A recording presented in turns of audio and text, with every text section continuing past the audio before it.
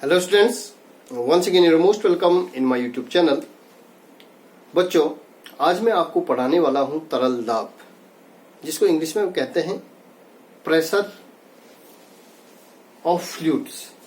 और इस लेसन में सर्वप्रथम आज पढ़ेंगे तरल पदार्थ तथा द्रव स्थितिकी, फ्लूइड्स एंड हाइड्रोस्टैटिक। जैसा कि आप जानते हैं कि पदार्थ की तीन अवस्थाएं होती हैं, ठोस, द्रव और गैस। इस लेसन में हम पढ़ रहे हैं तरल पदार्थ, मतलब तरल वे पदार्थ हैं जिनमें बहने का गुण होता है। अर्थात जो पदार्थ की तीन अवस्थाएं हैं उसमें द्रव और गैस ही ऐसी अवस्था है जिनमें क्या होता है, बहने का गुण होता है। अर्थात आप देखेंगे कि द्रव का आयतन तो क्या होता है, निश्चित होता है, लेकिन आकृति उसकी क्या होती है, अनिश्चित होती है। अर्थात कि द्रव को जिस भी बर्तन में रखो वह वही आकृति क्या कर लेती है, ग्रहण कर लेती है। ठीक है। इसी प्रकार से आप देखेंगे कि जो गैस होता है, गैस का आयतन और आकृति क्या होती है, अनिश्चित होती है। ठीक है। कि जिस भी बर्तन में गैस को रखेंगे वह वही आकार को क्या कर लेता है, ग्रहण कर लेता है, वही आयतन उसका, उसी के बराबर उसका आयतन हो जाता है। अर्थात हम कह सकते हैं कि गैस का जो आयतन होता है वो अनिश्चित होता है, उसकी आकृति भी क्या होती है, अनिश्चित होती है। ठीक है। तो तरल तरल तरल क्या होता है, तरलों का क्या होता है, बहने का गुण होता है। मतलब जब हम किसी भी द्रव को किसी भी बर्तन में रखते हैं तो वह द्रव क्या करता है, उस बर्तन का जिस बर्तन में हम रख रहे हैं वही आकार ग्रहण कर लेता है। अर्थात द्रव क्या करता है, जिस बर्तन के द्वारा जिस भी बर्तन में उसको रखा गया है उसके दीवारों पर समान रूप से क्या करता है, दाब लगाता है। ठीक है। उस जिस भी बर्तन में हमने रखा है द्रव को, उसके माना सपोज हमने जो है द्रव इस बर्तन में रखा है, तो द्रव का जो गुण होता है ये जो है समान रूप से इसके दीवारों पर, बर्तन की दीवारों पर दाब क्या करता है, आरोपित करता है। ठीक है। तो भौतिक विज्ञान की वह शाखा जिसमें बाह्य बलों, विभिन्न बाह्य बलों तथा तरल के द्वारा जो दाब लगाया जाता है, तरल के द्वारा जो वस्तुओं पर जो दाब लगाया जाता है उसका अध्ययन हम जिसके अंदर करते हैं वह कहलाता है द्रव स्थितिकी, हाइड्रोस्टैटिक्स। हाइड्रोस्टैटिक्स भौतिक विज्ञान की वह शाखा है जिसमें हम बाह्य बलों तथा द्रव के द्वारा लगाया गया जो दाब है, उस दाब का किसी भी वस्तु में जो साम्यावस्था में जो दाब, जो बल लगाया जाता है उसको हम कहते हैं द्रव स्थितिकी। ठीक है। अब बच्चों, अब हम इसमें पढ़ते हैं। सबसे पहले इसमें हम पढ़ते हैं दाब। सबसे पहले हम पढ़ेंगे इसमें दाब, प्रेशर। सबसे पहले हम पढ़ते हैं इसमें प्रेशर। जैसा कि आप जानते हैं कि प्रेशर, जब हम किसी वस्तु पर बल लगाएंगे तो बल लगाने पर उस वस्तु का संपूर्ण भाग क्या होता है, प्रभावित होता है। अर्थात हम जब किसी बिंदु पर क्या करते हैं, माना किसी वस्तु के किसी बिंदु पर हम बल लगा रहे हैं, तो वह बल का अनुभव हम तब कर पाएंगे जब हम उस एरिया के, उस वस्तु के एरिया के प्रति एकांक क्षेत्रफल पर लगने वाला बल हमें मालूम हो। अर्थात हम ये कह सकते हैं कि जो दाब की जो डेफिनेशन होगी, किसी वस्तु का, ये माना सपोज तल है, तो अभिलंबवत यदि हम इस पर बल लगा रहे हैं, ठीक है, दाब, इसका माना क्षेत्रफल क्या है, ए है, इस पृष्ठ का क्षेत्रफल क्या है, ए है। तो बोलने का मतलब है यहाँ पर जो बल लगेगा, मतलब जो दाब की जो डेफिनेशन होती है P बराबर F अपॉन A, मतलब किसी वस्तु के या किसी वस्तु के प्रति एकांक क्षेत्रफल पर, किसी वस्तु के प्रति एकांक क्षेत्रफल पर जो लगने वाला जो बल है, ठीक है, वह बल क्या कहलाता है, दाब कहलाता है। ठीक है। और जो दाब हो जाएगा, दाब बराबर हो जाएगा, और बल क्या होगा कि उस तल के अभिलंब लगने वाला बल, किसी वस्तु के एकांक क्षेत्रफल पर अभिलंबवत जो लगने वाला जो बल होगा वो क्या कहलाएगा, वो क्या कहलाता है, दाब कहलाता है। और दाब बराबर हो जाएगा बल बटे अभिलंबवत बल, अभिलंबवत बल बटे क्षेत्रफल। ठीक है। अब यदि हम किसी वस्तु के सूक्ष्म पृष्ठ पर यदि हम क्या लगा रहे हैं, दाब लगा रहे हैं, तो उसकी डेफिनेशन हम कहेंगे कि P बराबर हो जाएगा, P बराबर limit delta T tends to 0 delta B बटे डेल्टा F बटा डेल्टा A। अर्थात कि जब हमने किसी वस्तु के सूक्ष्म पृष्ठ पर क्या लगाना है, बल लगाना है, तो हम उसको इस प्रकार से डिफाइन करेंगे कि किसी वस्तु के में सूक्ष्म समय में किसी वस्तु के प्रति एकांक क्षेत्रफल पर, ठीक है, सूक्ष्म समय में जो लगाया गया जो बल होगा उसको हम क्या कहते हैं, दाब कहते हैं। ठीक है। तो इसको जो है हम कह सकते हैं ताक्षणिक, मतलब सूक्ष्म समय पर मतलब एक न्यूनतम समय पर किसी वस्तु के प्रति एकांक क्षेत्रफल पर जो लगने वाला जो बल होगा उसको हम कहेंगे ताक्षणिक जो दाब हो जाएगा। ठीक है। तो ये हम कह सकते हैं P बराबर डेल्टा F बटे डेल्टा A। ठीक है। जब limit delta T tends to क्या हो जाएगा, limit delta T tends to 0, जब अति सूक्ष्म समय में किसी वस्तु के प्रति एकांक क्षेत्रफल पर जो लगने वाला बल होगा उसको हम कहते हैं दाब। अब इसका जो मात्रक होता है बच्चों, P बराबर जो है F अपॉन A, और F आपका मात्रक आप जानते हैं, बल का मात्रक क्या होता है MKS पद्धति में या SI पद्धति में न्यूटन, और क्षेत्रफल का मात्रक हो जाएगा मीटर स्क्वायर। तो ये हो जाएगा न्यूटन पर मीटर स्क्वायर, न्यूटन पर मीटर स्क्वायर इसका मात्रक हो जाएगा। और इसको हम किस नाम से जानते हैं, पास्कल के नाम से भी जानते हैं, पास्कल के नाम से भी जानते हैं। इसको हम बोलते हैं न्यूटन प्रति मीटर स्क्वायर को किसके नाम से, इसको हम पास्कल के नाम से भी जानते हैं। इसको क्या कहते हैं, बराबर पास्कल के।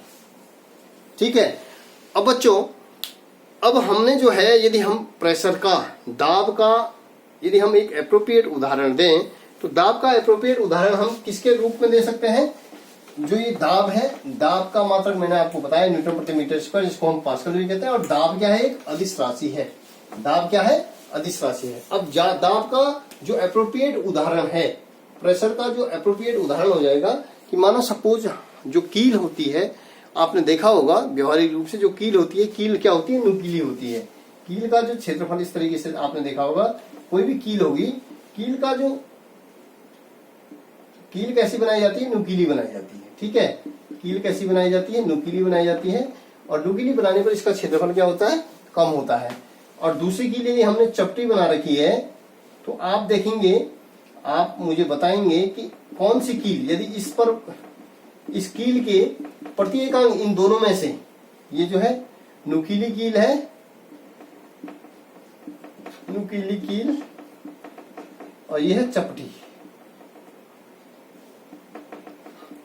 ठीक है। अब जब हम इन दोनों कीलों में, आपने देखा होगा कि कील, आपने जनरली देखी होगी, कील का जो धंसने वाला सिरा होता है, जब वो क्या होता है, नुकीला बनाया जाता है, ताकि उसका क्षेत्रफल वहां पे क्या किया जाता है, कम किया जाता है। उसका क्षेत्रफल क्या होता है, कम होता है। और कम क्षेत्रफल पर यदि हम दाब ज्यादा लगाएंगे तो कील जो है आसानी से क्या हो जाती है, पृष्ठ पर धंस जाती है। यदि ठीक उसकी अपेक्षा यदि हम जो है चपटी कील को डालेंगे तो उसका क्षेत्रफल आप देख रहे हैं ज्यादा होगा, और यदि हम इस पर बल लगाएंगे तो चपटी कील इस नुकीली कील की अपेक्षा जो है पृष्ठ पर कम धंसेगी। अर्थात जो दाब का जो क्षेत्रफल होता है, कि सूक्ष्म क्षेत्रफल कैसा होना चाहिए, जहां पर सूक्ष्म क्षेत्रफल क्या होगा, सूक्ष्म होगा, वहां पर दाब जो है ज्यादा लगेगा, उस पर बल क्या होगा, ज्यादा लगेगा, दाब ज्यादा लगेगा। इसलिए जो है कीलें कैसे होती हैं, नुकीली बनाई जाती हैं। तो ये उदाहरण था दाब का, जो एप्रोप्रिएट उदाहरण था कि क्षेत्रफल कम होने पर पृष्ठ पर क्या लगता है, बल ज्यादा लगता है, दाब ज्यादा लगता है।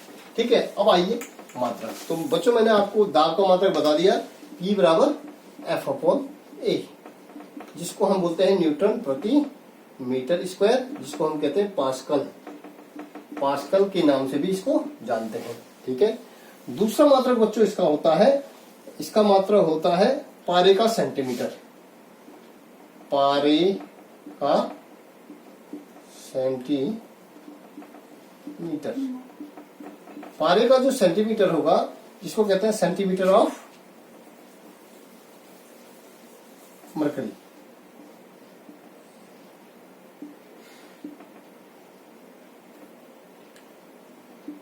Centimetre of mercury, centimetre of mercury या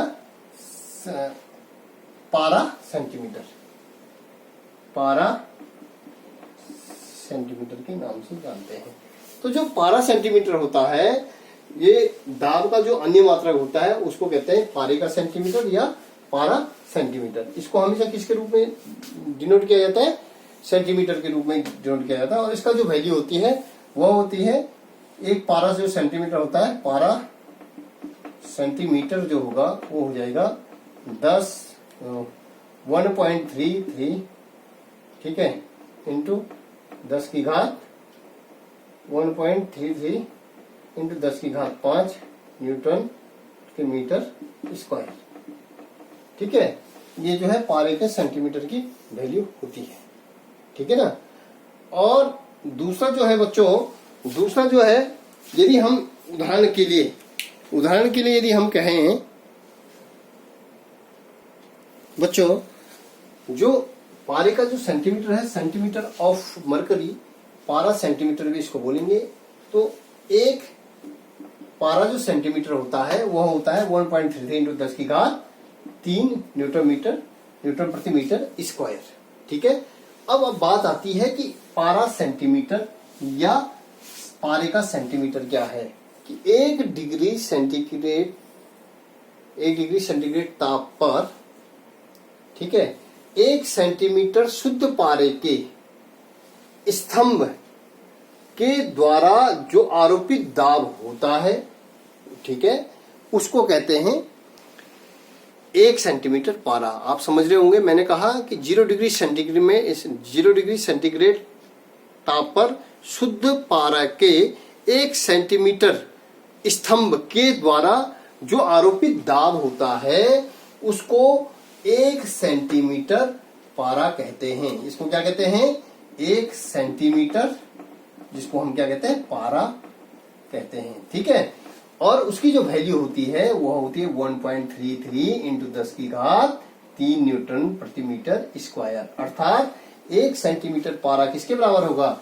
पारे का जो सेंटीमीटर है, 1 डिग्री सेंटीग्रेड 0 डिग्री सेंटीग्रेड ताप पर शुद्ध पारे के 1 सेंटीमीटर जो स्तंभ के द्वारा जो आरोपित दाब होगा वह कहलाएगा 1 पारा सेंटीमीटर, जिसकी वैल्यू होती है 1.33 इंटू 10 की घात 3 न्यूटन प्रति मीटर स्क्वायर।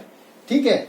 अब उदाहरण के लिए फॉर एग्जाम्पल मैं आपको कह रहा हूं, एग्जाम्पल माना जो वायुमंडलीय दाब होता है वो क्या है? 76 सेंटीमीटर है। वायुमंडलीय दाब आपका 76 सेंटीमीटर है। 76 सेंटीमीटर वायुमंडलीय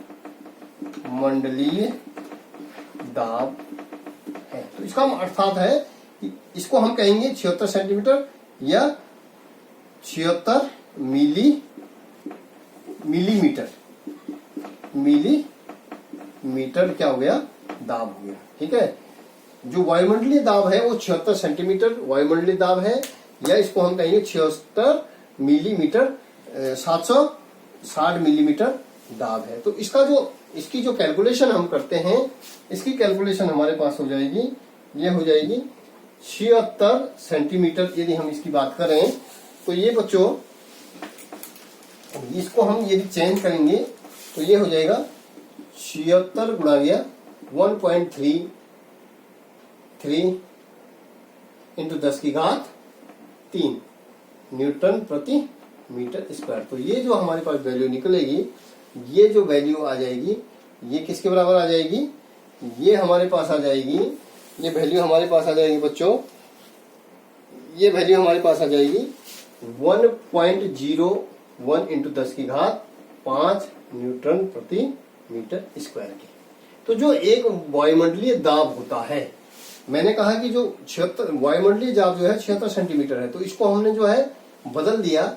तो बदलने पर जो है, चूंकि 1 सेंटीमीटर पारा, एक सेंटीमीटर जो पारा है, 1 सेंटीमीटर जिसको हम पारा का रूप दिया, वो किसके बराबर है? 1.33 इंटू 10 की घात 3 न्यूटन प्रति मीटर स्क्वायर। तो 76 सेंटीमीटर को हमने बदल दिया, 76 गुणा 1.33 इंटू 10 की घात 3 न्यूटन प्रति मीटर स्क्वायर। जो वैल्यू हमारे पास आ गई 1.01 इंटू 10 की घात 5 न्यूटन प्रति मीटर स्क्वायर। ठीक है। तो बच्चों, इसके अलावा भी जो है हमारे पास जो है जो दाब का जो अन्य मात्रक है, दाब का जो अन्य मात्रक वो हमारे पास है, दाब का जो अन्य मात्रक है, दाब का अन्य मात्रक, दाब का अन्य मात्रक सबसे पहले मैंने आपको बताया था न्यूटन प्रति मीटर स्क्वायर। ठीक है, पास्कल इसी के बराबर है, पास्कल। तीसरा मैंने आपको बताया सेंटीमीटर, 1 सेंटीमीटर पारा। ठीक है, फिर मैंने आपको बताया वायु अन्य मात्रक हो जाएगा, ये हो जाएगा आपका अन्य मात्रक हो जाएगा बार और एवं मिली बार। ठीक है, तो जो बार हो जाएगा वो बार किसके बराबर हो जाएगा? वो बार हो जाएगा बच्चों, जो दाब का अन्य मात्रक है वो है बार का, दाब का जो अन्य मात्रक है वो बार है, मिली बार है। ठीक है, तो जो मात्रक हो जाएगा बार का वो हो जाएगा 0.013। ठीक है, ये हो जाएगा बार के। ठीक है, और मिली बार हो जाएगा 0.13 मिली बार के। ठीक है, तो ये मात्रक हो जाएगा बार का। ठीक है, और एक बार के बराबर, एक बार बराबर किसके हो जाएगा? एक बार हमारा हो जाएगा, एक बार बराबर, जिसको हम किससे डिनोट करते हैं? 20 से 10 की घात 5 न्यूटन प्रति मीटर स्क्वायर। ठीक है, एक बार बराबर किसके हो जाएगा?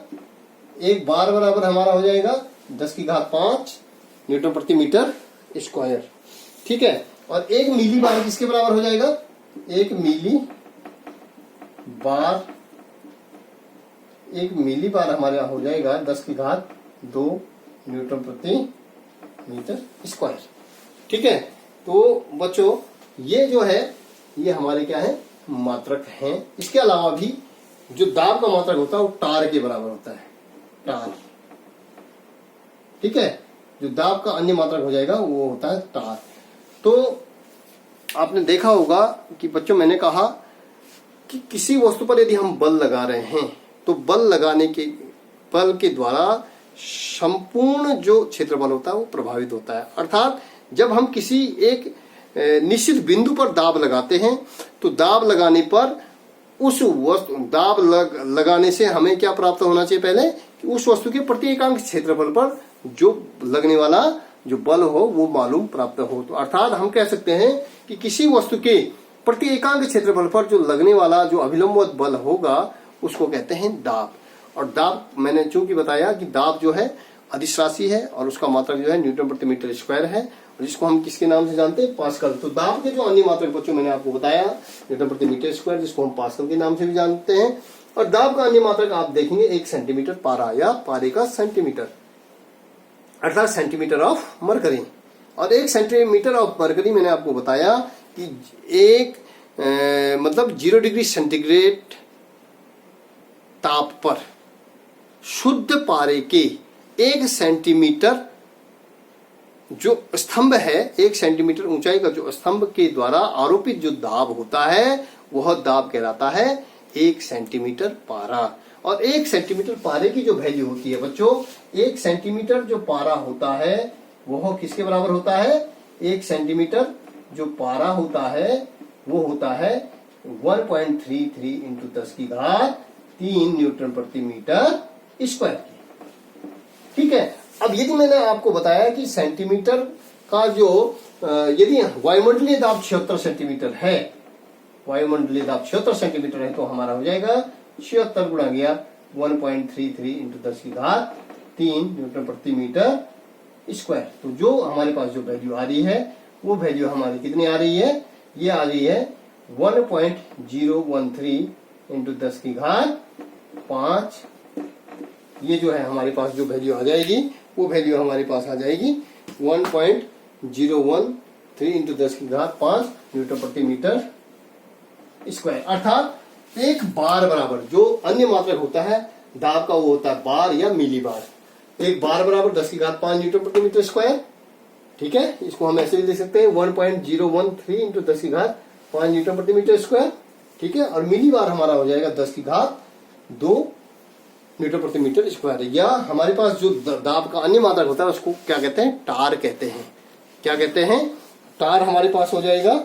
और एक टार किसके हो जाएगा, 1 मिलीमीटर पारा दाब के बराबर होता है। एक टार किसके बराबर हो जाएगा, 1 मिलीमीटर पारा दाब के बराबर। 1 मिलीमीटर पारा दाब के बराबर।